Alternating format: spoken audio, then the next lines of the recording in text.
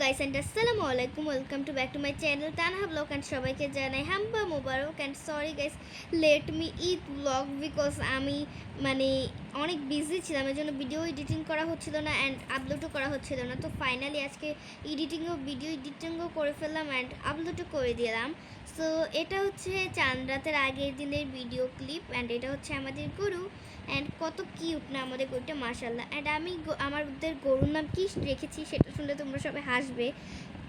আমি আমাদের গরুর নাম রেখেছি মেসি, কারণ গাইস মানুষ যদি রোনালদো রাখতে পারে গরুর নাম, নেইমার রাখতে পারে, তাহলে আমি কেন মেসি রাখতে পারবো না? যেহেতু আমি আর্জেন্টিনা সাপোর্টার এই জন্য আমি মেসি রেখে দিয়েছি।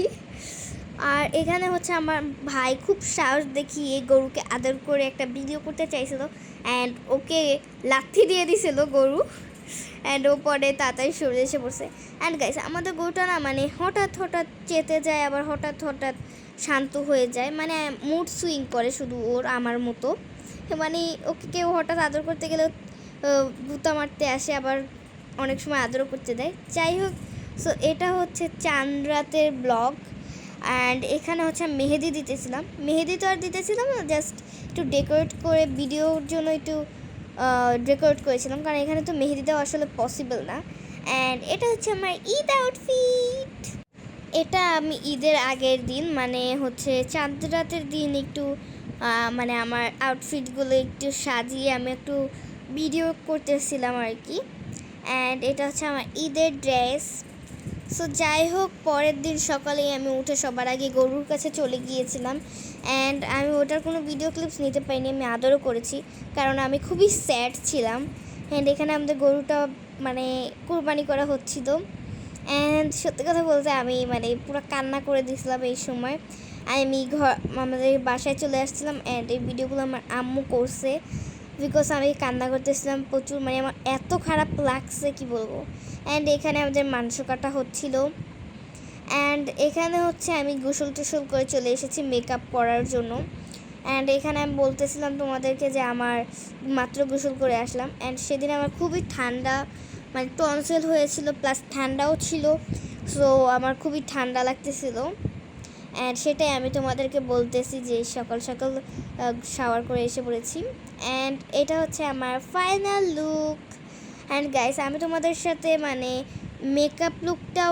মেকআপটাও শেয়ার করতে চেয়েছিলাম যে আমি কীভাবে মেকআপটা করেছি, বাট ভিডিওটা এমনিও লং হয়ে গেছে, তার উপর মেকআপ শেয়ার করতে গেলে আরও লং হয়ে যেত, এজন্য আর তোমাদের সাথে শেয়ার করতে পারিনি।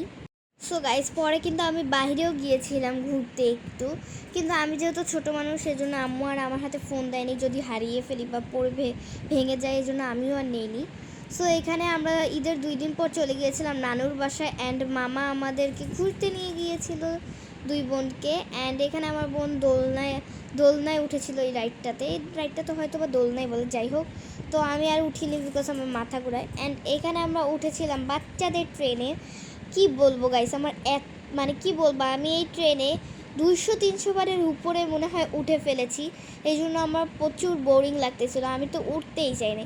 তারপরেও আমার বোন বলতেছিল যে চলো উঠি, তো কী আর করার, তারপরে উঠেছিলাম। অ্যান্ড এখানে বেশি একটা রাইডও ছিল না অ্যান্ড আমরা 4টা মানে রাইডে ওঠার প্যাকেজ কিনছিলাম, তো এখানে উঠে পড়েছিলাম আর কি। অ্যান্ড আমাদের প্ল্যানিং ছিল অন্য একটা পার্কে যাওয়ার, কিন্তু আর যাওয়া হয়নি বিকজ ওই পার্কে মানে অনেক বেশি ভিড় থাকে অ্যান্ড এত ভিড়ে তো আর আমরা ভিডিও করতে পারবো না, প্লাস ছবিও তুলবো না, প্লাস এনজয় করতে পারবো না আর কি। সো যাই হোক, এজন্য আর কি এখানে চলে এসেছিলাম। অ্যান্ড এখানে অল্প ছোট্ট একটা পার্ক ছিল খুবই, অ্যান্ড আমরা জাম্পিংয়ে উঠেছিলাম বাট ওটাতে ভিডিও ক্লিপস নিতে পারিনি। অ্যান্ড এখানে সেই দিন এত গরম পড়েছিল যে কি বলবো, আমাদের মেকআপ টেকআপ পুরো নষ্ট হয়ে যাইতেছে। আর আমার বোনও বলতেছিল যে এখানে যে আমাদের মেকআপটা নষ্ট হয়ে গেছে। অ্যান্ড কি বলবো, এত বেশি গরম ছিল অ্যান্ড আমার মানে রাইডটাতে উঠে মজাই লাগছে প্লাস বোরিংও লাগছে। যাই হোক গাইস, আমি ভাবতেছি তোমরা যদি লং ব্লগগুলো পছন্দ করো তাহলে আমি এখন থেকে বেশি লং ভিডিও আপলোড করব। যাই হোক, তারপরে আমরা উঠে পড়েছিলাম নৌকায় অ্যান্ড এখানে আমার বোন আইসক্রিম খাচ্ছিলো আর আমি খেতে পারিনি বিকজ আমার ঠান্ডা অ্যান্ড টনসিল দুইটাই ছিল, আর যদি আরও ঠান্ডা বেড়ে যায় এজন্য আর খাওয়া হয়নি আমার। অ্যান্ড এখানে আমি বেশি ভিডিও ক্লিপস করতে পারিনি বিকজ এমনি আমি ভয়ে শেষ হয়ে যেতেছিলাম। পরে আমি আমার মামার কাছে ফোন দিয়ে দিয়েছিলাম। অ্যান্ড তারপর এখানে আমরা উঠে পড়েছিলাম এই নাগরদোলায়। এটার নাম আমি সঠিক জানি না, তোমরা যদি জেনে থাকো অবশ্যই কমেন্টে জানাবা, হয়তো বা নাগরদোলাই হবে। অ্যান্ড এখানে আমরা খুবই ভয় পাইতেছিলাম, মানে পুরো উপরে উঠে গেছে মতো বেশি ভয় পাইছি, মানে মনে হইতেছিল যে পইরা যাবো এমন একটা। অ্যান্ড এখানে আমি চাইছিলাম ফোনটা নিতে, আমরা ভিডিও করবো, কিন্তু পরে যদি ফোনটা পড়ে যায় বা মানে ভেঙে যায় পড়ে, এজন্য আর নেওয়া হয়নি। আর এমনি ওইখানে আমি ভয়ে বাঁচতেছিলাম না আবার যদি ফোন নেই তাহলে।